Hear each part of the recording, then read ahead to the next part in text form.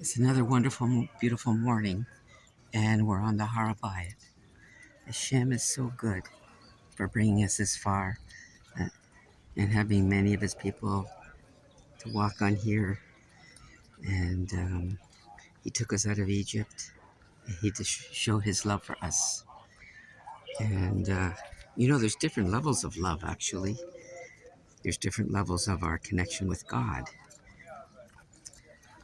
When God was showing the plagues against the Egyptians in Egypt, people saw the strong hand of God, and they feared God. The Egyptians feared God. They had a relationship with God, in that God was sending them plagues. And obviously the fear of God was over them. And the people of Israel, well, they saw the plagues, although they were passive um, bystanders in the whole relationship situation where God was sending his judgments and his plagues on the Egyptians. And the people of Israel were watching. And obviously they also learned to fear God. And God brought his people out, and he brought them to the Red Sea in his great love. How do we know he was displaying his love? And how could the people of Israel recognize it? Because before, they were passive bystanders, and God was rescuing them by plaguing the Egyptians. But now, they were the object of God's attention. Suddenly, now God was performing wonders for them, and he split the sea for them. Now they could understand that God was loving them, that God was actually rescuing them and caring about them in a whole new level, that the miracles being done were on their behalf, just as the miracles of the plagues were punishments against the Egyptians. But now miracles of salvation were being displayed to the people of Israel. They finally knew God loved them. They understood now that he was rescuing them. A whole new relationship of love. And he brought them through the sea because they were his bride, so to speak.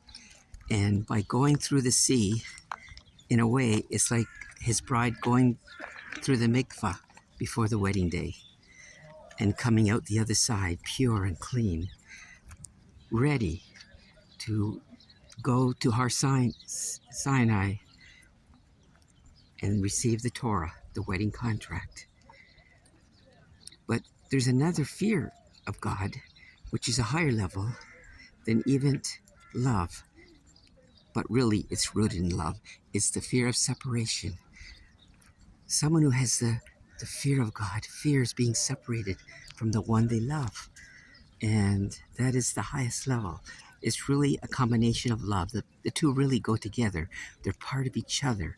When you're asked to love and fear God, he wants you to love him so much that you fear separation from God. This is an amazing thing. And we learn about God's love. It's written in the scriptures. God says in Hosea the prophet, "And I will betroth you to me forever.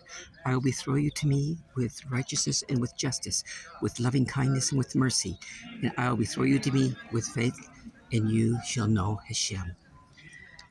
And so God says, "And I will sow her for me in the land, and I will have compassion upon the unpitied, and I will say to them that were not my people, that you are my people, and I am your God."